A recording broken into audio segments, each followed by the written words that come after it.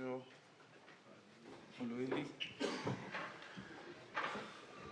Oh, it's a good one. Oh, one more. Hi again. So now we have South Africa head coach Jacques Nienaber and captain Siya Kolisi. First question, please. Oui, devant juste ici. Merci. Jacques, I'll make this an easy one. Jan de Koning. Talk to us about Andre Pollard's performance and your thoughts around him. Yeah, I think Andre, the important part is that he had 30 minutes at Premiership Cup level, which is a little bit below international, and tonight he got 50 minutes against a proper Tonga side that got better as the tournament went on, and I think they're a team that will just improve the more they play Tier 1 nations.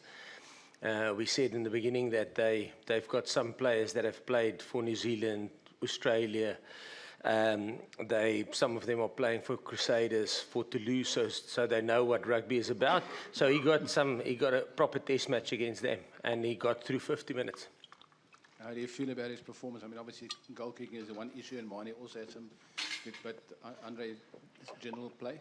No, I think exactly what we said, the reality. I mean, I think he will just get better, and I think he was solid. If you think about, I can go into technical details if you want me. So I think if you go and look at his ball carries, I thought that was decisive and good. If you look at his defence, I thought the level changed well, and he put some proper shoulder hits in. I thought his off-the-ball work was good. I thought his kicking game in general, not kicking for poles, were good. So I think the fundamentals that we wanted him to tick the boxes, I think he ticked tonight, yeah. Hi, Jacques, Liam, welcome. How difficult was it to strike that balance between chasing a decent score? Obviously, the points difference comes into it, but then also the game becoming a bit helter-skelter. How difficult was it to strike that balance in the second half? I think the players will probably be more, they will be better saying how it felt on the field. But I thought the key thing for us was to get a win first, and then to get a bonus point. And I'm not 100% sure, but I think we got that in the second half, early on in the second half. And then obviously chasing netto points as much as we could to put ourselves in a position to get out of our pool. And I think where the reality is where we are currently, I think between ourselves, Ireland and Scotland, everybody can still miss out on the quarterfinal, every single team, all three of those teams, but all three can also still make it. So the pool will only be decided on Saturday. Juste ici en jaune, sur le côté. Merci. Jacques, how's Makazole doing? He unfortunately have a blowout fracture of his cheekbone. So probably go for specialist scans and stuff tomorrow morning to determine the severity of it. But yeah, he sustained a blowout fracture. And how impressed were you with Dion Fourie's performance this evening?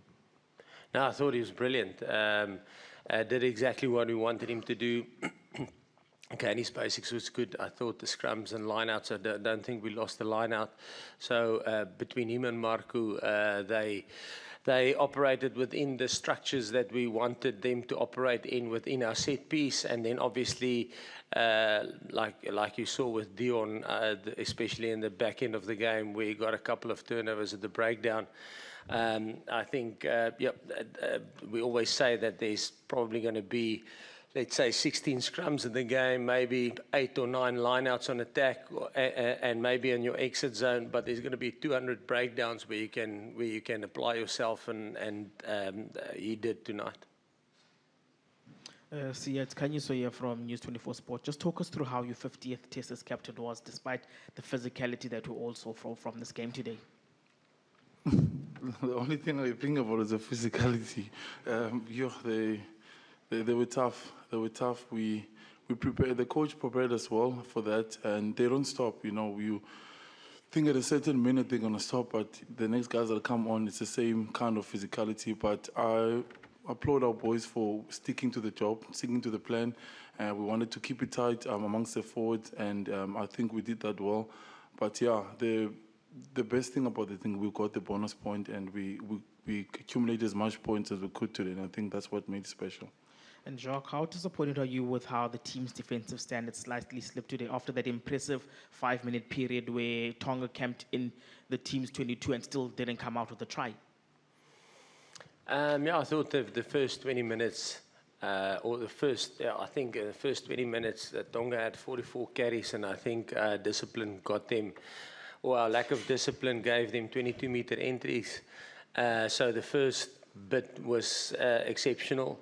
And then the one try that they scored with a chip over the top, I thought that was, we had enough numbers around the ball, I think, and that's rugby for you. Sometimes the ball just bounces right and things just work out for you. But in essence, I think from a defensive viewpoint, very proud. I don't see it as a negative. We don't count tries conceded. I mean, obviously, you measure defense in terms of how many tries you concede and points you concede. But I think if you look at the attitude of the defense against, like I mentioned, the Tonga side that were getting better and better as the tournament progressed, I thought the attitude was there, and the guys really put in a big shift in terms from a physicality point of view in defense. Good evening, Jack. If you go to quarterfinal, your players won't play during 2 weeks, maybe 3 for some of them, and you play against a team who won't play during 1 week. Do you think it's an advantage? Do you think it's a disadvantage? I think it's similar to what we faced in the positive of that is right. The positive is that it's pretty much similar to what we experienced in 2019. We also finished our pool quite early in 2019, and I think we had a 12 or 13-day preparation break before we went into the quarterfinal against Japan. So it is something that we have done before as a group and as a team, and it worked out well for us back then. So our players now we'll give them off now for 2 to 3 days, and then we'll start preparing.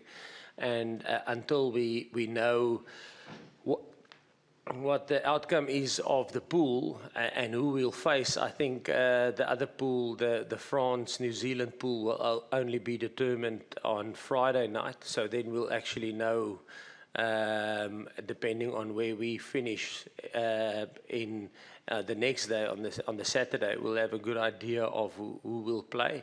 But I think in the first week now, give the guys some time off to get away from the game, get a little bit of a mental break, and then start focusing on things that we can do better.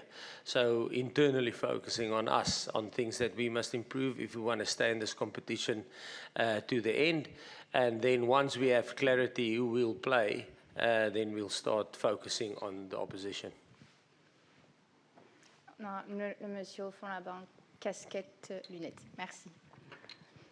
Jacques, you mentioned how Tonga don't play a lot of games, and that's sort of been a narrative in this World Cup, the difference in the Tier 1 and the Tier 2 nations. As the head coach of a Tier 1 nation, what changes would you like to see? I mean, is that something that you think about, the obligation that the top teams have to the developing teams?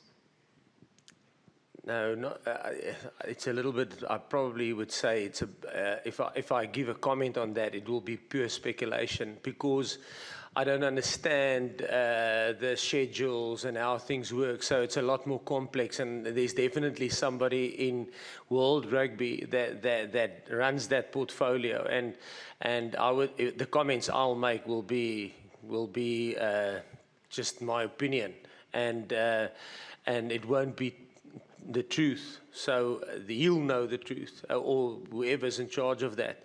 But I think World Rugby has done a lot for Tier 2 nations. I mean, if you just look at Uruguay's performance against France the other night, if you look at Fiji's performance, I think there's a lot of effort that World Rugby are putting into Tier 2 nations, which is a good thing.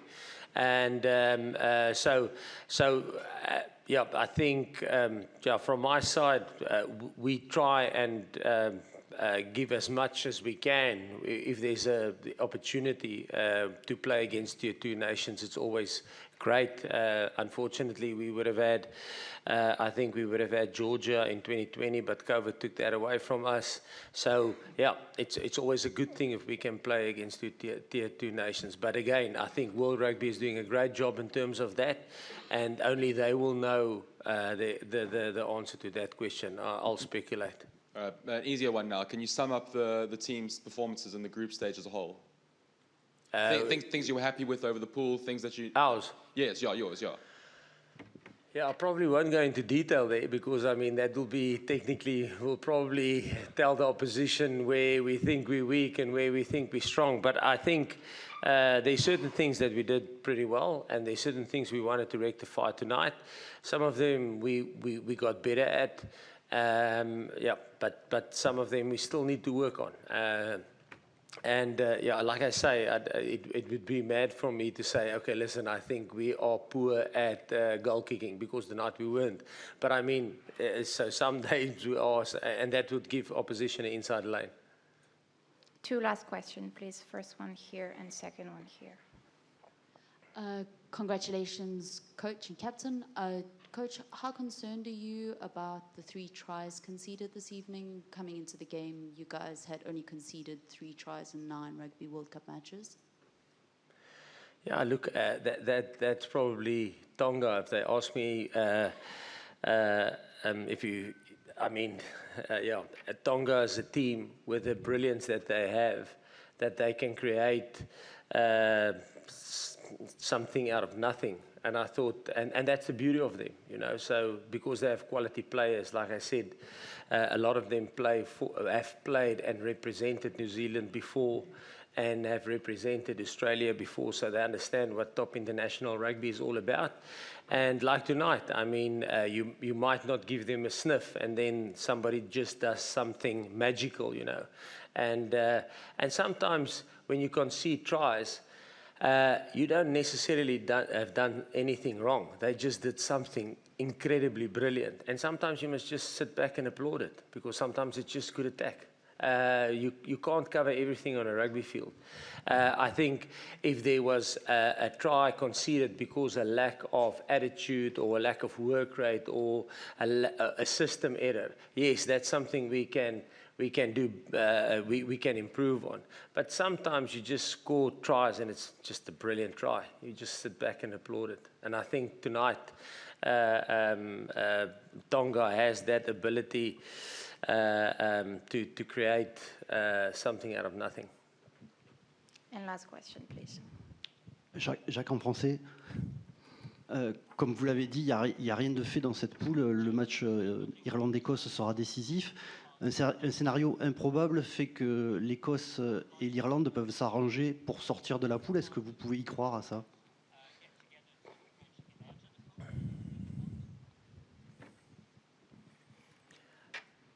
If I understand you correct, so you say they can maybe chat between each other and decide that, but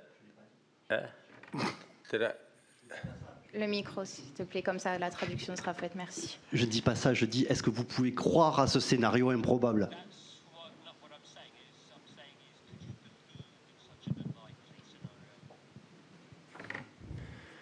Could I believe in a scenario that they will decide, okay, we want to get this amount of points and then get South Africa out of the way?